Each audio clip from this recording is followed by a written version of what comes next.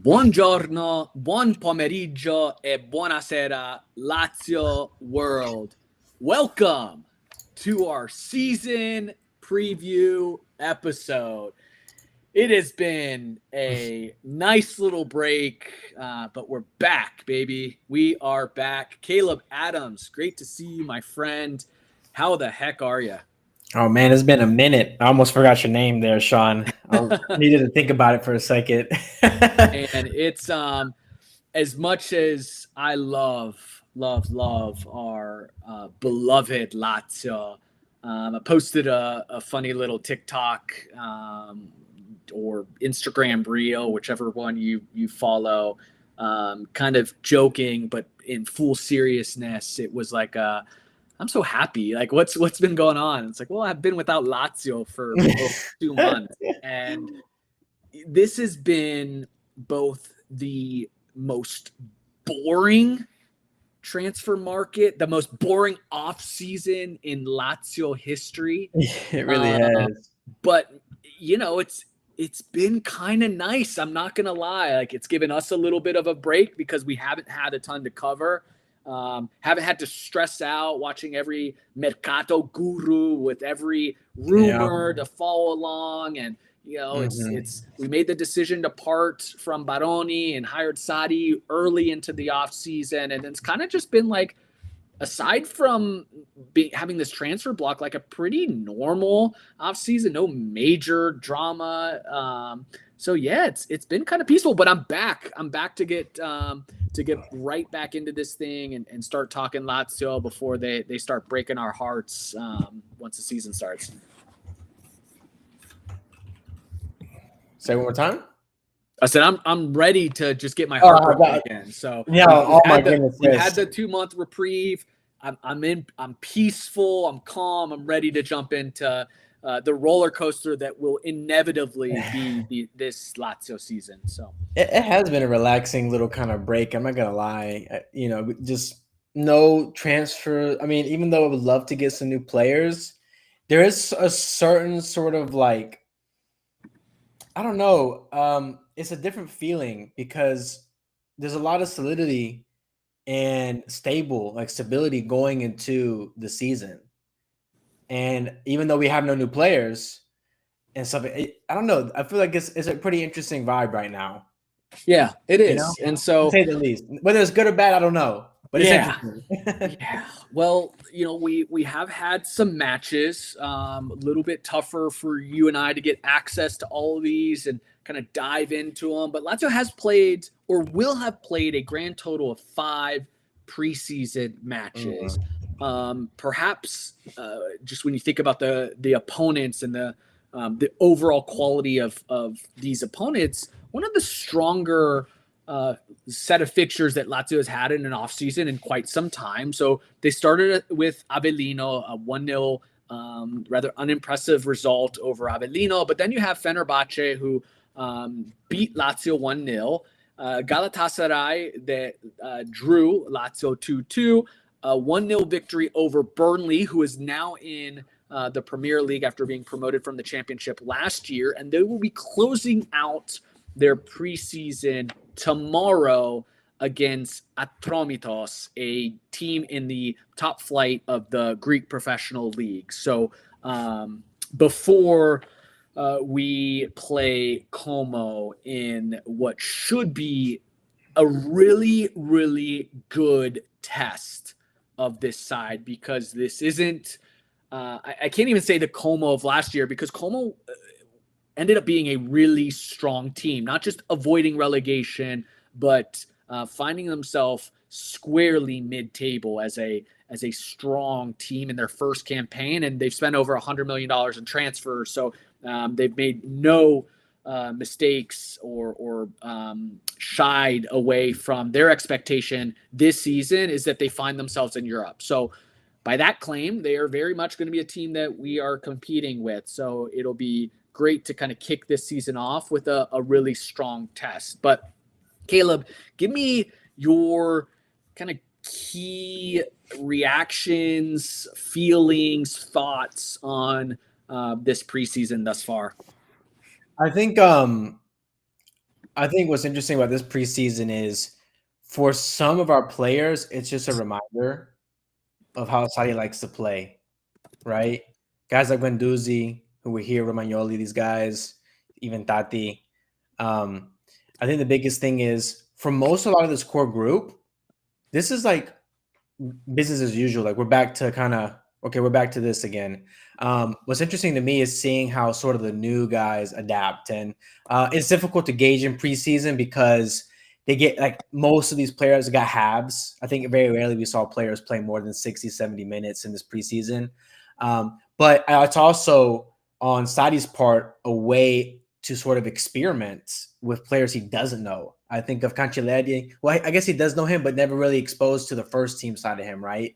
I think of Profsgaard.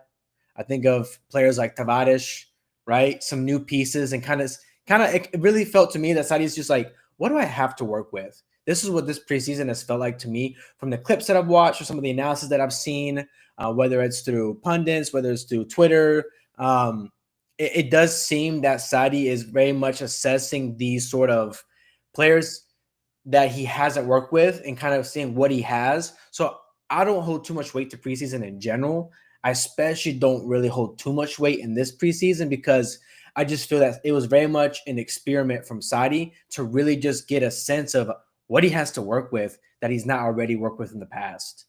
Yeah, I mean, look, one of our gripes with Lazio for so many years was our inability to bring players in early into an off-season campaign to get enough time to play in these preseason games. You bring in players late in the transfer window. They've got to get acclimated. It's not enough time for Sadi. Well, if there are any positives about this transfer block is that the squad is the squad. There are no questions. There's nothing but clarity. These are your players. They're here. Play them and figure it out. Secondly, Sadi has always, kind of bitched and moaned about the fixture, the schedule, how many games you're playing, how little time he has with those players to work on tactics and to get his system down. Well, another positive of this season is that we are without Europe. So we are not playing in any European competitions. There should be more time on the training grounds, less time to focus about multiple competitions, and you've got a week between matches. You know your opponent.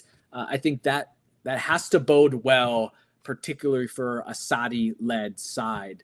How do you feel about that?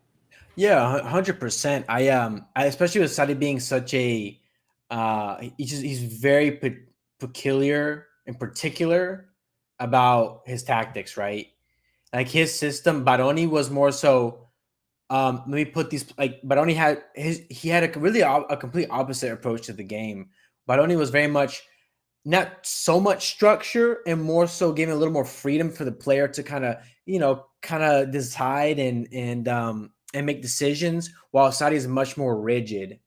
I think that's a big contrast to Baroni is like if you're like last season under Baroni, we saw Guendouzi, Rovella kind of switching spots at times, right? We saw them sort of switching as the Regis at times. Sometimes we see Guendouzi out wide, playing sort of like a pseudo wingback at times, right? We were caught out on defense because of that many times. So I think that for the players that haven't worked with Sadi, it's really great that they've been able to have the entire preseason to work with him because this is a very different setup to Baroni. Like Noslin, Tavares, these guys are learning a whole different type of system under Sadi. And so it bodes well for the entire team. That Sadi's having that time because, again, he is very picky and it's a very rigid structure and he has very specific instructions for every single player on the pitch. And so the earlier you can get those reps in and start building that chemistry for those movements, the better, man. Well, let's talk about some of the players and some of the key positional battles and what we can look forward to. Now, I know we both mentioned this transfer block and no new players, but do want to take a step back because we kind of sort of maybe do have some new players. They're just players coming back to us from loan, which should be treated as new transfers, new incoming transfers that may very well play pivotal roles for us. The first is Danilo Cataldi, back from his loan spell with Fiorentina. Obviously, we are all very familiar with the Roman-born Cataldi, the future captain of Lazio. So many years with us, and in under the last time we saw Sarri, a very important player for him. And so we know how shorthanded we were in the midfield last year. This is all but an incoming transfer for us, and one that should be critical. And then the other is Cancellieri. Again, a player coming back from loan, spent a little bit of time, never quite broke through, never found his groove, had opportunities under Sarri, not a ton though, but has come back to us and proving that he may very well play a part for a couple key reasons. And we'll start with this one because Isaacson, who, again, very familiar with Sarri, was here in his first season as he was trying to acclimate under a different league, a new manager, had his ups and downs from Sarri, but very much an interesting player, has been out the entirety of this preseason due to illness, which has slotted a couple players in with some potential opportunities to win that battle in the right wing. And that is one, Cancellieri, who has arguably been Lazio's best player in preseason, has contributed a goal, has been critical in providing assists or secondary assists. And so we see a little bit of a different, more mature player. And then you also have Noslin, who's been given some opportunities in preseason and who, from all indications, has played like fairly well. So talk to me a little bit, Caleb, about that positional battle and who we can maybe expect to see in that right wing. And because I think we both think that Sarri is likely going into this season playing in a 4-3-3. Yeah, with that in mind, it's a really interesting one. And we also talked about it this is the same conversation we had a year ago for the same position. It was Isaacson and just Nelson really at that point in time, and maybe a Pedro shout. But now we have sort of this, in a way, a kind of an X factor, a random player here that we didn't really plan for, that has had an impressive showing in Cancellieri. And I think it really hurts Isaacson, despite Isaacson already playing under Sarri in the past. I think not having this preseason time with Sarri really hurts him. Like when Isaacson was here, it wasn't like Baroni, where Baroni really saw him as a staple part of the lineup. He was still just very new to the league. He had, good moments, bad moments under Sarri as well. He's also the same age as Cancellieri. They're both 23 years old. Isaacson probably has a little more minutes, or definitely has more minutes, I think, in Serie A at this point. But still, it's not too far off. Like, I think it kind of just depends on the profile that Sarri prefers. I do think Cancellieri isn't as explosive and as much of a dribbler as Isaacson is, but I do think he's a little better on with both of his feet.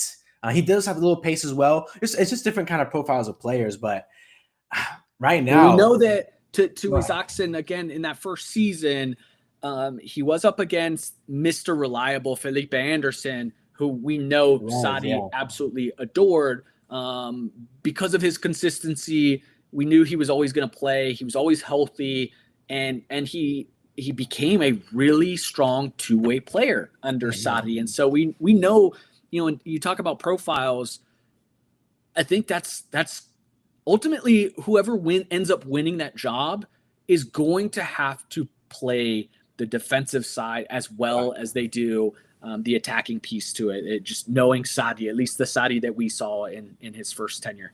100%. And I'll add to that. I think there's an argument that Cancellieri is a better candidate as a defensive winger.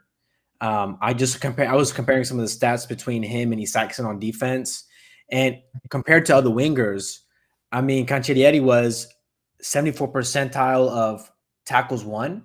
So in the upper third of tackles won for wingers, upper third of duels won at 84.9%. even winning aerial duels. He was at 84.9% percentile, meaning better than 84.9% of other wingers at winning aerial duels, which is an interesting factor. He was 87.1 percentile, which 80, better than 87% of other wingers for interceptions last season as well. I mean, these are pretty top end defensive stats for a winger. Now, could the team he played for be a factor as it was more defensive, right? Lazio generally would have more of the ball. But with that said, he's not afraid of the dirty work. So something to keep an eye on. Yeah. So going into the season, who do you have as that starting winger on the right? Man, I haven't seen. Man, it's really tough because I said last season as well. I said I think Nelson needs to be playing winger. I don't think he's cutting it at striker. I don't think he is the guy at striker, especially now that we play in a 4-3-3 when we have no sort of second striker position. I think Nelson also deserves a shout to look out there, but I'm gonna be like I can't give you a good answer right now. I haven't seen enough of any of these guys, and I don't feel so strongly where I'm like, this is my boy day one. For me, it's like, may the best man win. Yeah. Well, I think I would be surprised just going into the first week against Como if it wasn't Cancellieri, simply because Isaacson hasn't been there.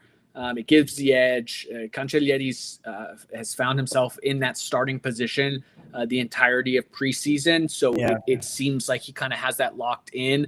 Interestingly, it looks like Noslin's been the one coming in for him, which again, maybe unfair for somebody like Noslin. He was signed to be a striker. To your point, like you feel like he's better as a winger, and then he got kind of tossed in as a winger in place of Zaccagni at moments on the left, but now we're seeing him being used potentially on the right. So a lot of question marks for him. But I think at this point, the signs seem to be there that at least for match day one, Cancellieri would be the guy tabbed as your starting right winger. Yeah, that's fair. Let's move on to we'll go to the left wing before we jump into that starting striker role. But I'll ask, like, is it anybody but Zaccagni?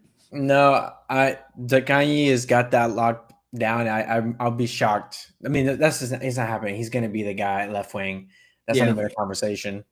Yeah, I agree. I mean, look, going into the first match from again, didn't get a chance to see all these matches, but from what I've heard and at least through some conversations, Zaccagni hasn't been playing at the level that we were accustomed to. Now I know he was injured last year. He's trying to get back to form. This is an absolutely critical season for him and everybody. This is a World Cup year. And so there's that. And we can talk about the players on Lazio that have chances to play for Italy should Italy qualify for the World Cup. But Zaccagni does have a place in there if he plays well. So an important season for him. But yeah, I think he's played. He's been in the starting spot under Sadi. He was important under Sadi before. So no reason to think he won't get there. The important one. Not that the others aren't important, but I think this one is going to be another hot button subject of conversation. And who's leading the line? You already and know. Who are our options? For me, there's two options. You got Dia and you got Tati. I mean, those are kind of the two guys that were brought in as strikers. They worked together in a lot of matches last season. I don't think that we're going to see that this season. I think we're going to see very much one win the striker position and the other one be the backup. And in this situation, I think Tati will ultimately win that role and start the season up top. But because for a lot of things, right? Tati reminds me a lot of us. He's not super identical to a Mertens that did really well for Sadi up top for him at Napoli. But if you compare Dia, you compare and their profiles, Tati seems to be more the profile of a striker that Sadi wants to have up top. I think he can connect play. He's good on the ball, really strong defensively, can also play make if he needs to. And it helps that he's also already worked under Sadi. So this isn't a fresh start in terms of getting he understands exactly what he's looking for. With that said, I also don't think that Tati needs to go into the season thinking like, like I'll have this for the rest of the season, because Sure. I still think when he came in under Sadi, I still think he has something to prove to Sadi. And I don't think he proved that specifically under that under his tenure under Sadi. So I do think that that's very tentative. Like Tati's got the spot now, but it could change at any moment if it's not coming up, if he's not up to par in performances. Yeah. Yeah, I agree with you. I think, you got to pencil in Tati. We've talked about him ad nauseum. We know what he brings. We know some of his challenges and weaknesses. You hope he kind of is able to refine his finishing just a tad, but he's a valuable player. I do think Dia will play and will have to play a big part of this attack, whether that's when Sadi decides to maybe change formation depending on opponent or Mm-hmm. situations. Right, I do think we'll see the 4-3-3 more often than not. But if he elects to play in that 4-2-3-1, and you want somebody kind of behind Tati, a little bit more of what we saw with Baroni, like Diaz there. But I know Dia had his brilliant moments last year where he was incredibly clinical, and somebody like that off the bench. The other one is Mr. Versatile and Pedro, the legend, the Mm-hmm. eternal, the aging like fine wine. I think you're going to find plenty of opportunities. You talk about Mertens. I mean, he kind of fits Yeah. that false nine where he'll come in, he'll Yeah. play all over the pitch, and you don't really know where he's at positionally, but he's kind of in and around the action. He's 2-footed, so whether you put him on the left or the right, he's going to be able to have his chances at goal. I think we'll see him in that role at times, particularly if Tati or Dia find themselves in any sort of a slump. Yeah. Yeah. All right, midfield. Midfield is interesting. I think two positions are solidified. I think there's only one that's up for grabs at this moment. So Rovella who are and your locked in midfielders? locked in. Regista is going to be Rovella. Already work with Sadi. By and large, the best one we have on the team right now. With Cataldi being his backup. Once again, Guendouzi, he came because of Sadi. So I will see him as well. And also, they started together pretty much almost every game this preseason here. But someone else who started quite a bit in this preseason, along with those two, has been Dele Bashiru, which is very interesting. So I think that second 8 is going to be the position that's up for grabs right now. And the options there are going to be Dele Bashiru, of course. You have him as an option. Vecino, you have Belayane. Belayan, I don't know how to pronounce it, but Belayan had a bit of Belayan. an injury early on, though, in preseason. He Yeah. had the knock, I believe. So he didn't get as many minutes as I think that maybe Sadi would have liked. But I think ultimately this position comes down between Belayan and Dele Bashiru. And I am personally going to give the edge to Bashiru on this one, just from the minutes he played in preseason. He reminds me a lot of Zambo Anguissa with Napoli. Like there was this one really physical two-way midfielder in Saudi systems that he liked. Another player that he's always rated is Loftus Cheeks.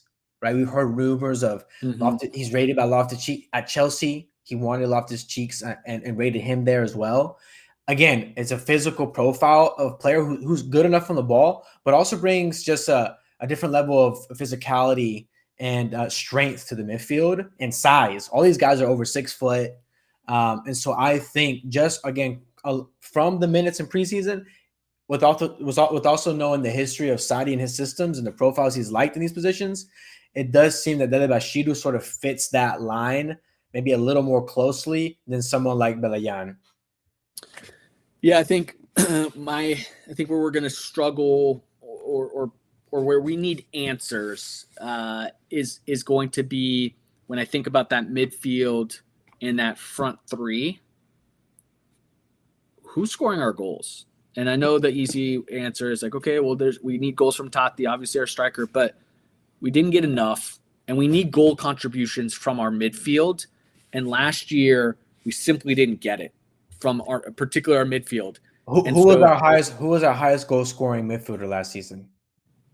Do you know by any chance? Vecino, It was actually Bashiru. Vecino was close, but it was okay, Bashiru number one. If we're including Europa League, if we're including all competitions, yep. Bashiru was right up there with Vecino, both of them. But yes, So Vecino, and when you talk about goals, that's where Vecino comes into play, yeah, but right? we're going to need that goal contribution from our starters. We need right. Rovella didn't give it to us last year. Gendouzi didn't give it to us last year. Dele Bashiru, he lacks, and I agree. Like there's a lot of the physicality, but he lacks some of that technical sharpness, and that's where again sorely missed from a Sergei Milinkovic Savic and a Luis Alberto, that technical quality, that ability to change a game, that ability to make that sharp pass or score that brilliant goal. We got a question in on YouTube from Sean Rimmer. Is Cataldi back in the picture for midfield? Most certainly, absolutely. I mean, again, we don't have a ton of options. We barely skim the surface, and we're talking about Vecino, right? And so Cataldi has to play a role. He has to spell Rovella. There very likely is going to be situations where he's playing with Rovella or he's got the nod over Rovella. Cataldi is a player that is known to be able to get into his bag a little bit and score some goals. He's really solid from free kicks. And so, but we need some game changers from that midfield. We need somebody that can make a very clinical pass into the box and lay it on a platter for a Tati. And we need our midfielders. Quite frankly, if we are going to do anything in this Serie A season, we need our midfielders to score more goals than they scored last year. Yeah, I mean, my concern is more so for me. I'm looking at Guendouzi as, are you going to take your game to the next level? I believe that, like, just to kind of throw some stats here, both of Vecino and cases for both Dele Bashiru and Vecino, both of these guys compared to other midfielders in Serie A and the top 5 leagues. I mean, we're in like the top third in terms of XG created. Let me throw some stats here for Dele Bashiru. From last season in terms of kind of percentiles of where he was compared to other midfielders in the position. Like when you're looking at non-penalty goals, 97th percentile. Okay. Non-penalty XG compared to other midfielders, 73rd percentile. And this is a really interesting one. One thing that Bashido can't do, he doesn't have that passing finesse. That's something that he can't really provide. But when it comes to actually progressing the ball through dribbling, creating opportunities just from late runs. Look at the progressive carries he had. He had 2.3 progressive carries a game. That's in the 88th percentile. Successful take-ons, 86th percentile. Progressive passes received, 96th percentile, meaning he received the ball in good positions in the box and such like that. So that passing and finesse is going to have to come from Rella and Guendouzi if we're going to go with Dele Bashiru. But Dele Bashiru is willing to make those runs. But you're right. He's not going to be the guy making that decisive pass that Alberto and Milinkovic will do. But we're going to need both Guendouzi and Rovella to step up their game. Those are the two that I'm really looking at. It's like, yes, we can rely a little bit on Vecino and Bashiru, but if we want to make this work, we need every single midfielder contributing, like you said, right? Yeah. And that's going to have to come also in Guendouzi, who's going to be also in advanced positions. We're going to need to see – we have to see more goals and assists from Guendouzi. I mean, this is – like – and under Baroni, I understand he was playing more of like a pivot, more defensive. I get that. But now he's going to be in a more advanced position. So we need to be seeing – 100%. And that goes for our boy Rovella too. In order for him to take that next step, right? He's a very good midfielder. He's a very good defensive midfielder. He has to take that. And look, there were times last year where unfortunately the clinical finishing wasn't there. There were assists that he shoulda, coulda, woulda had if somebody had finished. But he has to do that more.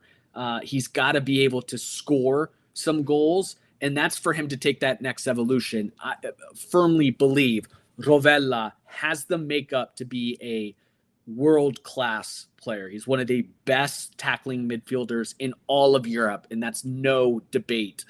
Now, how does he add to his game? And that next part is scoring goals and adding assists to his game. And so I Yeah. think he can do it. Same goes for Gendouzi, like really solid midfielder, really, really good. One of the better midfielders in Serie A. If he wants to take that next step, which I'm again, he's got the pedigree. He was at Arsenal. He's a big part of France's national team. But if he wants to be a cemented French national team player in a World Cup year, he's going to have to score some goals. He's going to have to take that next step. So, but yeah, I think that midfield, you're right. I think you're going to see a lot of Rovella and Gendouzi, and then you're going to see a rotation of guys. Belleyan, I'm really excited about. I loved what I saw in the glimpses that we got to see him. I know we were all frustrated that he didn't play enough last year. I think he's going to play a really important role. I loved his profile. I love what he can do on both sides of the field. And Dele Bashiru, quite raw, but still like young enough, can still develop. Vecino, obviously an elder statesman. He's gonna have to perform. He's gonna have to come in late in games and score some goals. And then you've got Cataldi, who I think is an important quote unquote incoming transfer for us. So let's go with our outside backs, which we've talked about for years and years and years that we need to improve and upgrade our right back position. We at least had some excitement last year at the left back, but let's start at the right back. Here we are, what seems like year 100 with Lazzari and Marusic. Some things never change. Is this like the same old song and dance? Like, we've seen this before. It's just like, it'll be a rotation. Neither one of them will be good enough to firmly take that position over. I think you're probably going to see more Marusic than Lazzari. If I would venture to guess, Nuno's going to be really interesting because, a healthy Nuno you would think is like a locked-in starter. But I don't know, under Sarri and his mindset and like knowing how important the defensive side and what he wants out of his left back, I don't know that you can pen him in as the starter. But if you do, there's no way in hell you go with Nuno and Lazzari, right? Yeah, I don't know. Like, that seemed, how Sarri, how often do we talk about balance and balance and balance? Like, I can't see. So if I'm a betting man, I would venture to guess that you've got Marusic playing in that right, Nuno on the left, a little bit more balanced, if anything. Like, do you see it another way? We're also forgetting that he's Sai. This is Sadi's boy for a long time. There's not as a starter. I'm not saying as a starter, but I 100% can see games because Tavares gets hurt. He's very injury prone. I can see games where he will play him over Pellegrini. As unfortunate as that is, because I did think Pellegrini took some step forwards last season. In terms of, if we're talking about complete balance, like, Tavares is 100% like a huge X factor for us in matches. He can be a game winner, game changer. But I hope to see Pellegrini lock that spot because I do think he's a little bit more balanced. And unlike Baroni, who builds systems around his players, Sadi is his system already built out, right? Like, he wants to play this way. Doesn't matter what the roster looks like, he's going to play this way. And Tavares was able to get so much freedom with Baroni that I don't think is going to have that level of freedom with Sadi, especially Sadi, who prefers to build through the middle. We built a lot through the wing last season with Baroni. Sadi likes to build more through the middle, through creating triangles in the middle with the three-man midfield. So I could see a world where Tavares is really more like a super sub than like a more of a staple week in, week out, and more of a situational player, right? Just like, okay, boom, like, we need a goal, like, oh, like. So I'm very curious to see how this goes, but it's the fullback's position is weird, man. It's really weird right now. Yeah, it's And you've seen in a couple of our preseason matches, surprisingly, Lazio rolled out there with Nuno as a pairing. So I don't know. Again, Sadi may be just testing, but if I had to bet, and look, Marusic is probably going to play a lot, and I think you're going to end up seeing him in some moments as a center back because you've got Patrick hurt again, right? And so Marusic, for any gripes that we have about him, he's fairly reliable from a health standpoint and versatile because he can plug in and at least be semi-serviceable as a center back, as a right back, as a left back. So Yeah. yeah. Well, here's an interesting one, and we can look at this in two ways. Who is our center back pairing that we know will be our center back pairing if all things go well, and but match day one, we are without a center back. Our most important center back, Romagnoli, who picked up a red card in the final match of the Serie A campaign, is suspended against Como. Which means, Caleb, you are likely to see Mario Gila with a new center back pairing, who is at least based on what we've seen in preseason, likely to be Profsgaard, who was the pairing in the final preseason match against Burnley. You saw the pairing of Gila and Profsgaard, and I think that was a little bit of an indication as to potentially what Sadi is thinking. I don't know. I mean, you also saw again Marusic get tested there. You had Romagnoli obviously was getting minutes in preseason. So I don't know. Do we get? Is it Marusic there? I think the options are Marusic, Profsgaard, and then it seems by all indications that Gigot is kind of out of the squad. Yeah, which I think is unfortunate. We can talk about that. We can talk about that right now. What's going on there? For whatever, it definitely seems like he's on his way out. But I look at this center back depth chart, and Patrick, I don't even count him as a depth because he's always hurt. I mean, we have really. Yeah, he's out. Yeah, he's out already. Profsgaard, Gila, Romagnoli. And then those are our core midfield. That's our core, our center backs right now, our center back core. Then you have sort of this flex Marusic coming in at center back. For me, if I had to choose one between keeping Gigot or Patrick, I'm keeping Gigot, man. Like, he came in last season, had solid performances. Whenever he came in, I never felt like, oh man, this is a downgrade. Oh boy, we're in for a game with this guy in. I never felt that way. He came up with some clutch goals off corners too. I like his personality and fire that he brings on defense. I like the way he defends. I just feel like Gigot is a more reliable option to have on your center back depth pool. And it could also be very much Gigot's like, I'm not gonna play backup. Like, I'm just not doing that. Right? That could very much be that. And so be it. But I think it's a mistake to let go of Gigot if he wants to stay. I don't know if that's the case or not. If he does want to stay, I think it's a mistake to let him go. I think we need him. And I think he's a great option. And I know he's on some decent money as well, but like, yeah, I don't know. I think he's a player I'm looking at, and I'm like, man, if I had to have one between Patrick and Gigot, I'm having Gigot. Yeah, I agree. Taz1109 on YouTube asked the question: is Casale back?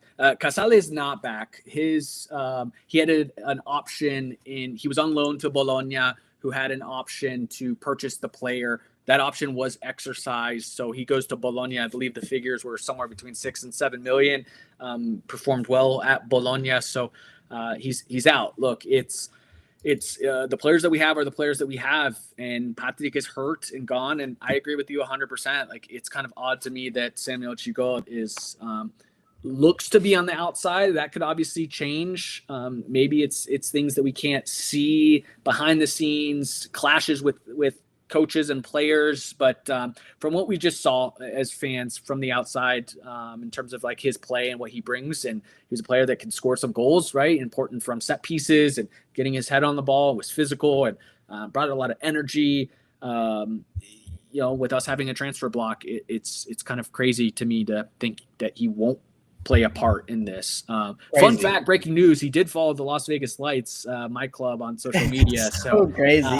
Love to see it. Appreciate the support, Gigot. If you ever need tickets to a game, we'd love to have you out here. But yeah, so and lastly, Caleb, the goalkeeping situation. You with a lot of ups and downs here and not an obvious answer. We've got Provedel for a number of seasons, locked in starter, goalkeeper of the season in Serie A, and kind of took a step back. And he saw his heights under Sarri. Last year was the worst of Provedel. We really saw him take a massive step back and eventually benched. And Mandas came in and not only earned that position, but brought us a ton of confidence. We thought he was the goalkeeper of the future moving forward. But here we are in a new opportunity for Provedel under the former manager who really entrusted him, who is getting some opportunities to start in preseason. I think we've seen both guys. I know Galatasaray was a start for Mandas. I can't recall who the starting goalkeeper was against Burnley. I'll look at that really quick. It was Provedel. So you've seen both. It was also Provedel. Yeah, you've seen both. I've heard and saw some big saves from Provedel in that one. I've seen some mistakes from Mandas. So it's kind of up in the air. What do you think? Any indications of who the number one is going into Como? Yeah, this is a crazy situation. Had we kept Baroni, this is a non-negotiable. It'd be okay. Easily we see Mandas in goal, but Provedel was the keeper under Sadi. Early on in his tenure, Provedel was excellent with Sadi as well. Had put up good campaigns. I'm really curious about this because on one hand, you have a guy that Sadi knows personally, has trusted in the past. On the other one, you have a guy Sadi knows as well. But when he was here, it was a different sort of stage of of Mandas' own career. I'm really have no idea. I really don't. Yeah. I mean, I could see him playing Provedel simply just because he knows him. He knows him better. But I would also think that'd be a little unfair to Mandas. But yeah, and he does know Mandas. He was again with him in training. He gave him his first start in Serie A. He had him playing a derby. So I think it's one of those cases where it seems like he is going. It's a true open competition. Really who wins it in preseason? They've both gotten some starts. Who plays well? What does training look like? I think it's a coin flip on who wins it. All I can assume is that it's going to be the one that earned it in this period. So let's talk some of our predictions. We're going to go into Lazio specific predictions, our annual top goal scorers, assist man, most improved, MVP, all of that good stuff. We'll try and keep that a little bit more rapid fire, and then we'll go into our Serie A standings, our table predictions for the season. Let's start with the all important goal scorer. Who leads Lazio this 2025-2026 season in goals, and what is your goal count? I'll let you go first, Caleb. I once again am nominating Tati Castellanos as a top goal scorer, and I'm going to go with 14 league goals. Ooh, yeah, I'll take it. 14 league goals. Well, all we have is league play this year. So. That's right. Yeah, you're right. I guess Coppa Italia, but we won't. Yeah, you're right. That's the cup games too. Yes, league goals, 14 league goals, and you'll pick up probably like around 5 assists. Okay. In my predictions. Okay. Yeah. I'm going to go with Zaccagni. I mentioned it, a critical year for him, a bounce back year for him. You think he's going to be our penalty taker. It's going to be really important for him to bounce back. I've got him at 12 goals Oh wow, as our leading goal scorer. that'd be a great season. Yep, 12 goals. Top assist man. Um, I'm gonna. It's kind of tough to go against the proven data over the past 3, 4, 5 seasons. I'm going to go with Zaccagni for leading assist man. I was going to go with the hot take, but I was looking more at the data. I was like, I'm not going to bet against Zaccagni in this aspect right here, especially with the lack of creators in midfield that we have. So I'm going to put my money back on Zaccagni once again, leading assist man, and he's going to have 9 assists. Woo! Okay. Yeah. So I was gonna say Zaccagni as well.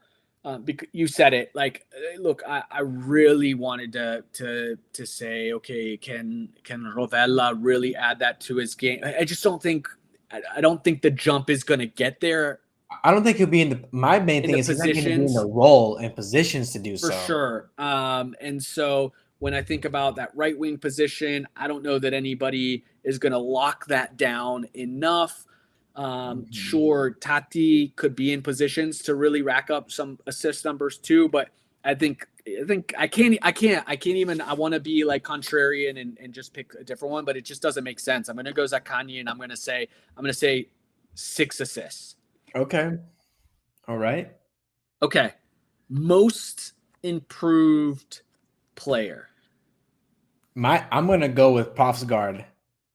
Okay, We saw very little of him last season, but what we did was I was impressed. I was like, man, like this is his first time playing at this level, and there were like high stakes games. From what I recall, he played one. I don't know if it was a Europa knockout. I don't know. It was a big game. I mean that we needed. I mean at the end of the season, every game is critical. But I remember being surprised at how good Propscar did. And didn't he also play like right back for one game too? He like flexed in and came as a substitute as a right back last season. You remember that? I do. Anyways, For injury, but yeah, props guard. What I've seen from him then, what I've seen from him in preseason, and it's not just me. I've seen a bunch of Laziale also raving about props guard in the preseason, and the fact that he's starting these many games, like this many matches in preseason. Yes, I get maybe Sadi's just trying to work a partnership there with because Romagnoli will be out. But I do think Profsgaard, a natural left footer, I believe as well, is going to have a big jump this season. I think he's going to be the guy that Sadi relies on when Gila or Romagnoli are hurt. okay. And So this one's a tough one for me because I see it in so many different ways. So I'm just like talk through where my mind's at because I haven't necessarily landed on one. Mm-hmm. So and I can't look, I can't pick Zaccagni because I've already picked Zaccagni for 3 different things, but I do think he's had I could go straight Zaccagni for every answer if I wanted to. Well, real quick, if you go Zaccagni, like when you say most improved, like even if you made a jump to the next level, that percentage of increase will not be as big as someone like Profsgaard, whose stock could go from like $3 to like 30, right? Yeah, but I'm looking at it too in that Profsgaard didn't really feature last year. Like we got him, so I don't know in terms of like improvement. What does that look like? Like, is he just gonna feature and be like pretty good? But like he wasn't. For me, just to clarify, for me is he becomes a stable rotation player, meaning he is relied upon in cup games. He's relied upon when guys need a break. He's relied upon, right? Yeah. So, I'm looking at this as like, okay, who improved on last year? Like whatever they were last year to what they were. And so that could be Zaccagni, who last year, second half of the season, it could be a guy like Noslin who just wasn't right. He was our big signing, just didn't do it last year. I do see him as a potential. It could be someone like Cancellieri, who if I'm thinking of an improvement opportunity, it's the Cancellieri that we saw. Here's a big opportunity for him. Those are probably the 3 that I'm kind of debating between. I could make an argument that Nuno could be most improved, which somebody may be like, what do you mean? He like burst onto the scene and was the best left back in the world for a hot minute. But that was an attack. Like, can he be a Mm. well-rounded? Can he be a player that is relied upon? Like, he was injured in and out. If I saw a Nuno that plays 80% of our matches, is reliable, is also a much better defender, but isn't as Mhm. explosive in attack, I Mhm. I would be like, he was our most improved player. He became a Saudi fixture. Mm. Um, but I've got to pick one, and so I'm going to say that our most improved player is going to be Cancellieri, That's a and good one. it's look, he's got the inside track. Assuming he starts in match day one, he's got an opportunity, and we saw the ups and downs of Isaacson. Um, we see the ups and downs of Naslin. He's got every bit of chance as anybody else to lock down and feature. And if he is our regular, if he wins that job, uh, really good chance to be our most improved player. So Mhm. MVP, Caleb. Here's the big one. I'm gonna throw a little curveball to you. I'm gonna add a different category before we Okay. go into MVP. Yeah, let's hear it. I'm gonna add who is going to be the X factor of the 2025-26 season. So what I mean by this, I mean a player that maybe is not so much doesn't necessarily have to be under the radar, but a player that's gonna make a huge impact this season that either other teams aren't really game planning against, we aren't really like So expect who's an the example. Pedro of this year? Right, exactly. That's a great way to put it. Who will be the Pedro of this season? And also doesn't mean they have to come off the bench. It could be a Yeah, starter, but who is like that? Oh my goodness, where did this come from? Type I got deal my of answer. player. Go for it. Belayan. Oh, interesting. Yeah. Because okay, your reasoning. I think he's going to be a really useful player. I think you're going to see him really battle Delebashiru as that player that plays next to Rovella and Guendouzi. I think if Rovella is injured, boom, you know who this. I mean, you can put Cataldi there, but I really think that Belayan has a lot of the qualities that we like from Rovella. I think he's super useful. I loved what I saw from him last year. I think he's going to be a player that finds his way onto the pitch. And he's going to be a difference maker in a lot of different ways. It's not going to be in the ways that were so obvious as last year. Pedro coming on, scoring double-digit goals, game winners, Europa League play, killing Inter chances for a Scudetto. You're welcome, Napoli. Build the Pedro statues, but I think it's going to be in a way that's like, man, this guy is so critical to us, so important in a lot of the ways that Robella is important to us. Doesn't always show up in the statistical stats that people are looking at with your goals and assists, but I think Belayan. Okay, the reason I smile when you said this is because I'm going to a direct competitor of his. Dele Bashiru is my Mm, pick for the season. okay.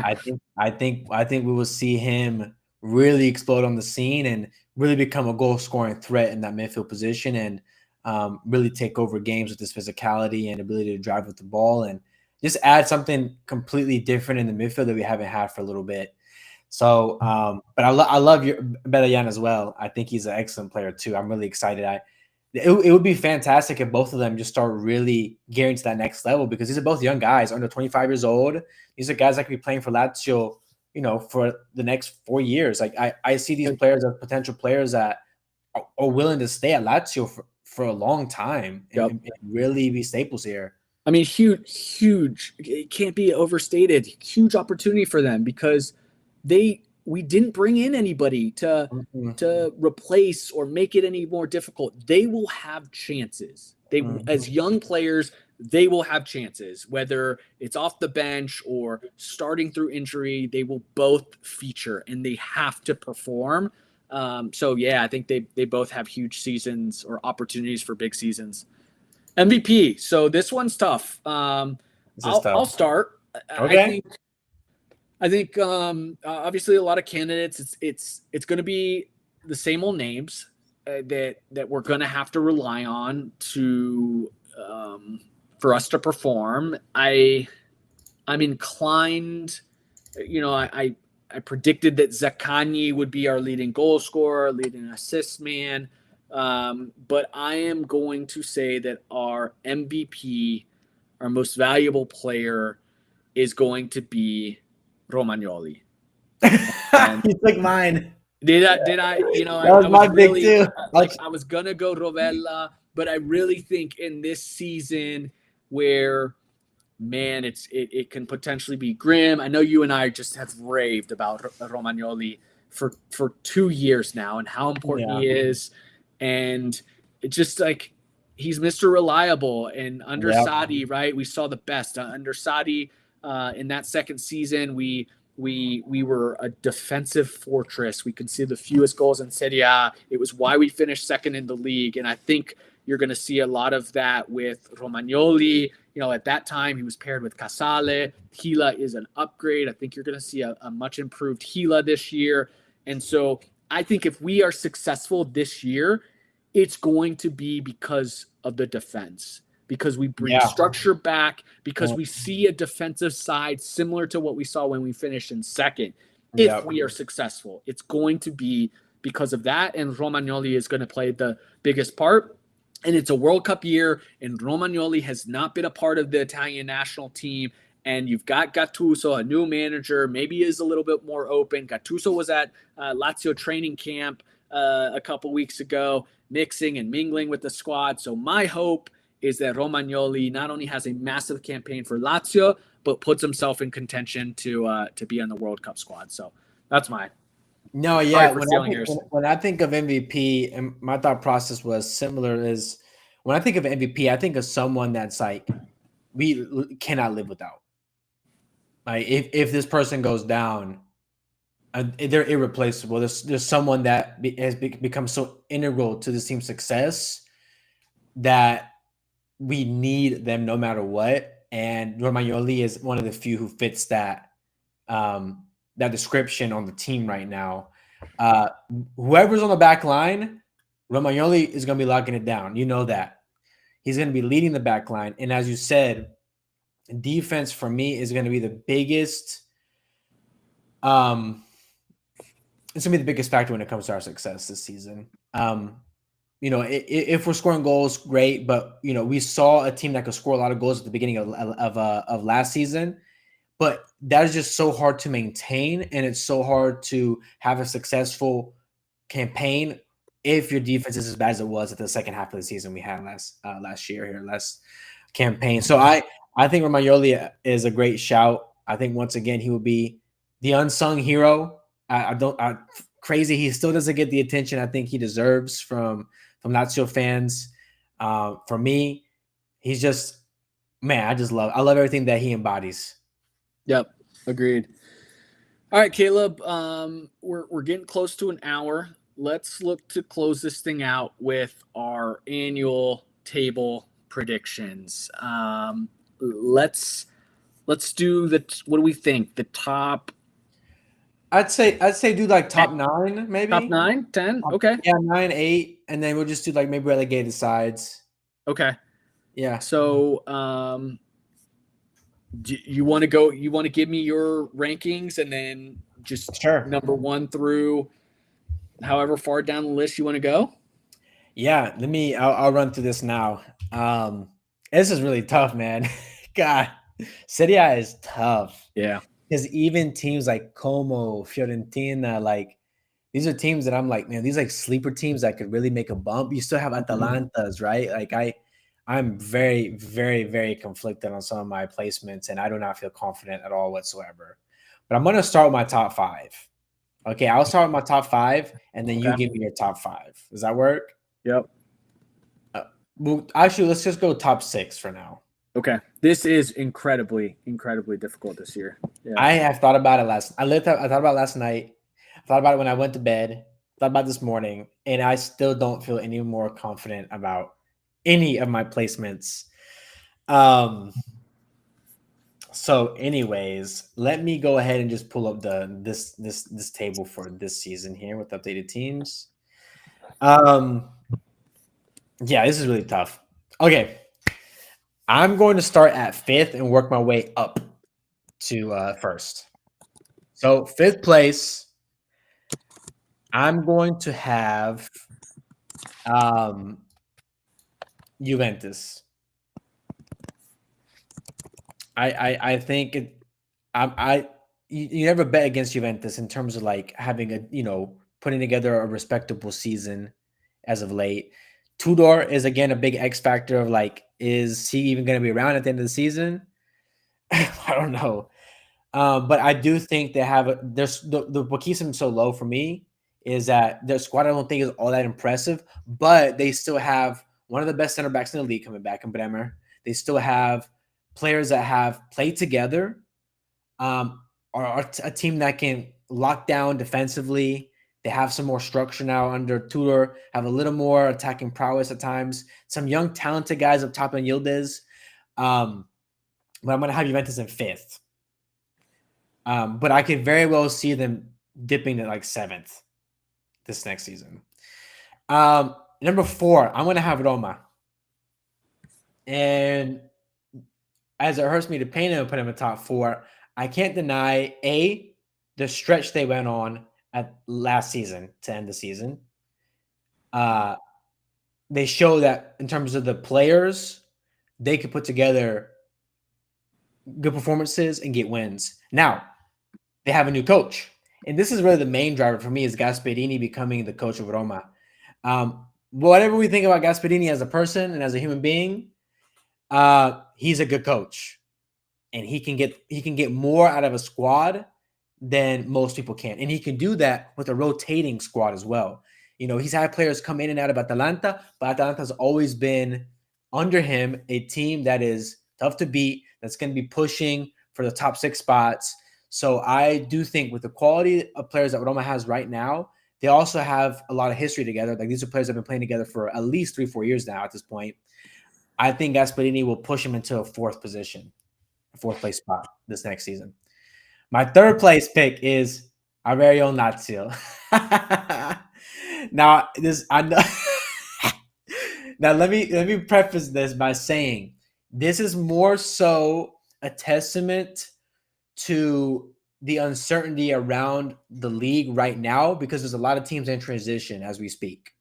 A lot of teams with new coaches, like in Milan, like in Inter. Like there's a lot of transitions right now with new coaches in Serie A right now. We are not balancing league play. And to give perspective, last season we were 9 points off from a 4th place finish. That's 3 wins. I'm not saying those points are going to be exactly the same this season laid out, but I think we can get 3 to 4 more wins this season. Wait. You said we were how many points off? 9. Of 4th place? Were we? Yeah. Okay. Last so season. It was hold on. I thought we were a lot closer than that. I know we were going into the last match of the season where we had the opportunity for Champions League, so I didn't realize we fell out. Oh, feel free. And you're right. It was only we were 5 points from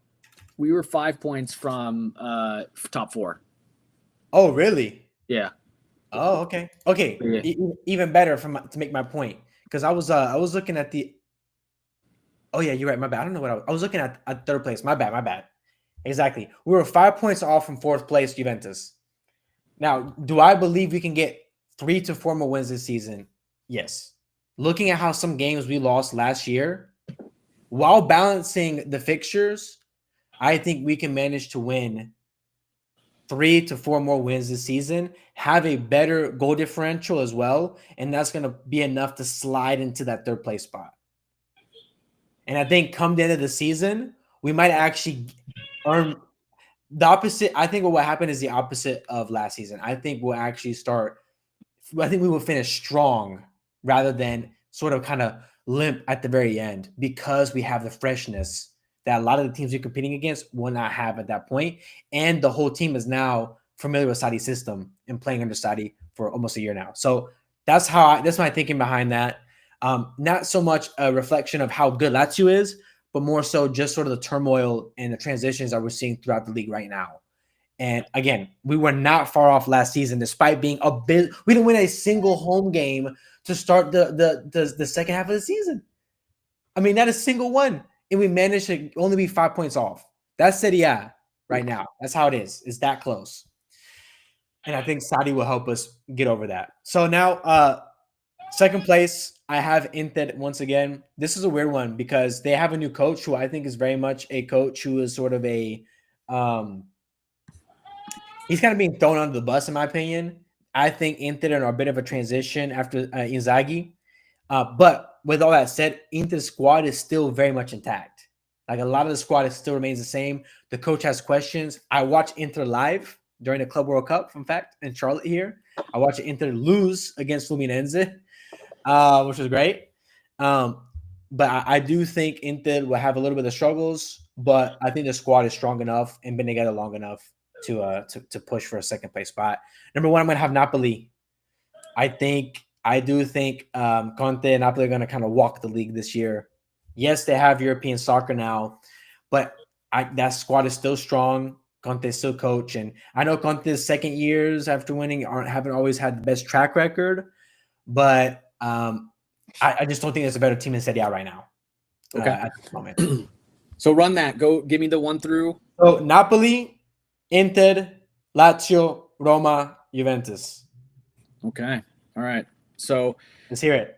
All right. So we're going top 5, you said, right? Okay. So at number 5, I've got Roma. Here's my take on Roma. Everybody and their mom wants to hype up Roma. It is the annual summer Scudetto for Roma. Book it. Every single year, it's the same thing. Here we are. We're going to win the Scudetto, Champions League, this and that. Roma fans are just Cowboys fans. Like 100%. And I'm a Cowboys fan. So it's 100%. But look, here's the thing. Everybody wants to talk about Gasperini this, Gasperini that. That's the upgrade. Look, Gasperini had everything at Atalanta. He built Atalanta. It was perhaps the best run club in Europe behind him. The way they recruited and scouted and signed players, flipped players, turned a profit, brought in guys. It was brilliant. They were run so efficiently. There wasn't a ton of pressure. He took a club with no pressure, made them one of the best run clubs in the world. But that's not all on Gasperini. That's a lot of what he had behind him. No pressure, no chaos. What do we know about Gasperini? Always butts heads with his star players, whether it's ownership, butts heads every single time, right? It's Lookman, it's Papu Gomez, it's Ilic, it's all of these players that had frustrations. What do we know about Roma? It's always a circus. The Friedkins, the this, the that, the players, the high pressure, the Dybalas, all of that for me is a perfect concoction for just typical Roma drama. The expectations, the fans expect a lot, and they're going to come down on him. And how's he going to handle that with media? How's he going to handle it when Dybala doesn't like the way that they play and he wants to be confrontational? And you know, I think where he was the big fish in a small pond, and it was all, what does Gasp want? How do we keep him happy? He's going to be somewhere where it's not all about Gasperini, and there are a lot of characters around. So I would say that that Roma is going to underperform based on what everybody is saying. They're not going to be the darlings. I've got them at 5. Wouldn't be surprised if they were worse than that. At 4, I've got Juve. Look, it's Juve is always interesting. Like, you could count them out, you can whatever, and but they kind of are always in the mix. They're going to still have enough talent there, I think. Okay. So ours is swapped then. We swapped Roma and Juventus. Yeah. Look, Tudor did a nice job coming in. I know that they wanted an upgrade. He's kind of the company man. He's going to be leading them. I think they'll be fine. They do need to figure out the Vlahovic situation, but they did bring in Mr. CONCACAF from Canada, kind of leading their line. I think like it's a pretty good signing. I think he'll do well. So I've got them at 4. At 3, I've got Inter. I think it's a big downgrade going from Simone to Kivu. They've still got a talented squad, but you know, I think it's going to be a team that you're starting to see some aging players. You're starting to see maybe the end of a project and a new manager that's like, what is there to fight for? You had a team that was fighting for a treble that walked away with nothing. And so how do they bounce back from that? I've got questions. Milan at number 2. Look, Wow. I think that Wow. it's it's Allegri, and they're going to play really ugly football. They're going to get results. They've got one competition that they're playing this year as well. It's true. I see them coming in and kind of just doing what Allegri does, and with so much turbulence and what the other teams look like, I would not be surprised. And then Napoli, as you said, on paper should run away with this thing. Have Kevin De Bruyne this season. Don't forget. 100%. But here's the question: Conte, year two, Has always been bad. I know. right? It's So if tough. anything, like what does that look like? But on paper, I think every reason to think that they should run away with it. So My that only, go ahead. I was gonna say, I like your. I want to talk about your Milan pick. Because I understand I have Milan. So just to give you out to finish out the top six, my top six was finished out with Milan at 6. Mm. So who was your sixth pick? Just so I know. So my sixth pick is honestly I struggled between Bologna and Lazio. Okay. Wow. Yeah, What do you have that? So yeah, Vincenzo Italiano. Like I liked what he did last year. They won Coppa Italia. I think that they've got a lot of the same returning players. They got our boy Ciro Immobile there. Bernardeschi comes. Not that it's like a huge injection of like youthful talent, but I don't know. Between them and us, I do give us a lot of credit in that we are not playing in multiple competitions. I think a lot of the frustrations last year with the first-time manager playing at this or managing at this level with the expectations, balancing Europe. There's a lot of reasons to be hopeful. 5 points out last year. We were going to the final match day with a chance to make Champions League and certainly let Europa slip away. And we were close and we gave away games. So there's every reason to think, okay, it's the same crop of talent. So I saw, I think it was CBS Sports that did a power ranking and they had Lazio at 10. And I was furious. And I know 10? a lot of Laziali 10? were down. Yeah, look, Bruh. I know that Laziali, even some in our comments here, like, I don't know, man, like pretty grim. Here's what I'll say. And you said half of it. We were handful of points out from being a Champions League team. Right there. And so, sure, transfer block. We did not get an influx of world-class talent coming in, but we upgraded manager, right? We upgraded our manager. We're not playing in multiple competitions. Those two things are good for something, right? Not going from 4 potentially to 10. And I know Como is the sexy pick, Fabregas this and Fabregas that, and and he wants to play this fluid attacking style, 100 million plus in players. Like, we'll see. But I don't see us having dropped. I could be wrong. This is Lazio. We're a circus. It could turn into a roller coaster. However, the logical part of me goes, how do you see us being like in contention for Champions League? And like, we didn't get any new players. But, we did struggle in midfield. We did get Cataldi back. We did add Cancellieri. We can say that they're not superstar players. But you know what else we didn't do? We didn't lose our best players. Mm-mm. And that's good for something too. So I have us at either 6 or 7. With a chance, wow. I love that you're bold and put them in 3. Why not? Why not us? Yeah, man, and this is my biggest. So basically, the biggest difference between you and I is how we rate Milan. I think that's what really kind of shifted our predictions here. My pushback on Milan is I have a huge respect for Allegri. I understand that he's going to definitely bring some stability to what is a also very flip floppy team in Milan, but Milan still Milan's. My issue is, yes, Allegri's going to come in and try and improve the defense. They're going to be probably not as much fun to watch. But the roster, their squad, for me, is still too inconsistent of players to be pushing at that level. Like, yes, Allegri can do all he wants, but if you're center backs, like Milan have had issues with their center back duos for the last 2-3 seasons. Like Tomori, he's been hurt. He's been really good at times. He's been hurt. There's been so much inconsistencies with their center back pairings that it's really difficult to put together a really strong defensive camp. He had Bremer at Juventus. Like he still had the best center back, some of the best center backs in the league while he was at Juventus in his second run here. He doesn't have that quality of center back at Milan. And of course, like he's going to improve the defense. I'm not saying he's not going to do that. I'm just saying that his players are going to fail him on defense at times, and it's not something that he has control over. For sure. And look, that's they my, lost. That's my pushback on Milan. That's why I have them down to 6. No doubt. And again, there's so many question marks. This is going to be another really interesting season. Napoli, the only team that really doesn't have a ton of question marks other than Conte year 2.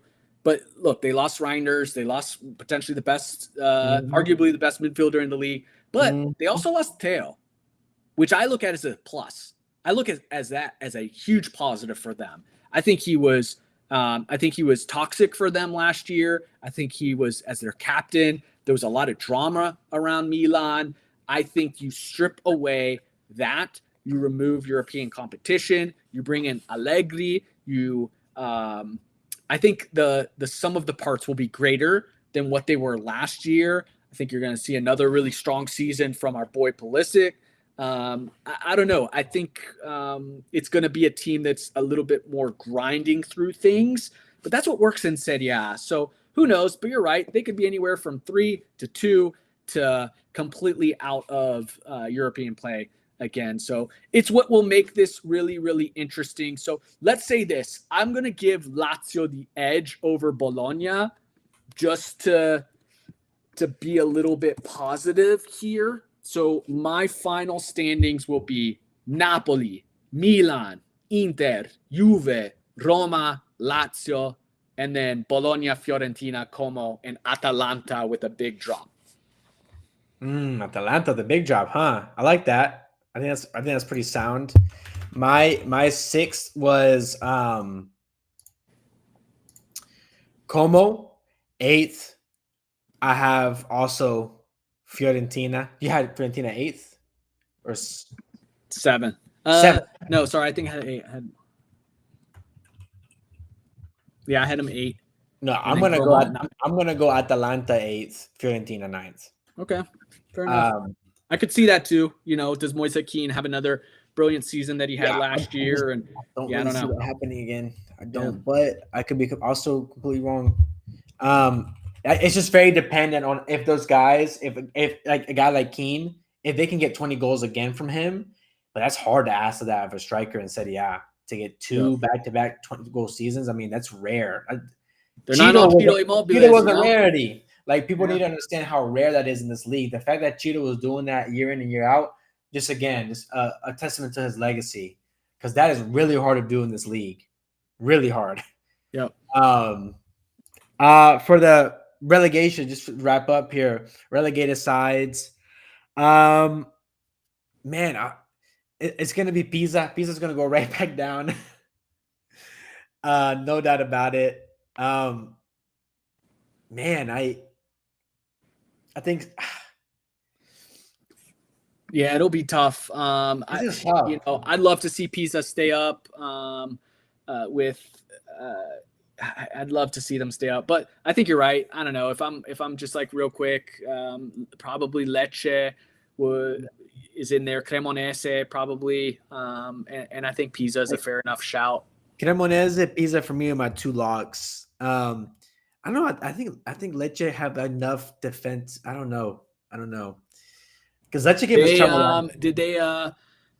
They've got Di Francesco, right? Is their manager. I think he's awful. I think he was at Venezia last year. I watched a lot of Venezia matches. Our sporting director here in Las Vegas was the assistant sporting director at Venezia. So I watched a lot of games with him. They gave up a lot of goals. They gave up a lot of leads. I thought Venezia should have made the change in season with any chance to salvage. So I see him there, and I kind of think they're going to go down because of that. Yeah, in that case, I didn't know he was the one coaching them now. Yeah, that makes sense. I like that. I like that pick. That's probably mine as well. Cool. Well, look, this is going into one of our longer podcasts. I know it was a lengthy break but we're back, baby. And so we'll be full throttle. We've got a little bit of a break this weekend, and then next weekend live immediately after Lazio Como. We'll be here to cover it all season long. Drop us a subscribe. Hit us up on YouTube, wherever you get your audio podcasts. We are everywhere. Leave us those 5-star ratings. Subscribe. That's Apple Podcasts, Spotify, wherever you get it. We're on every social media platform: Instagram, TikTok, YouTube Shorts, like whatever, Twitter, X, whatever you guys call it these days. Hit us up. Should be a really fun season. We're excited. Win, lose, draw, first place, second place, seventh, no Europa, no Champions League, Sadi, Baroni,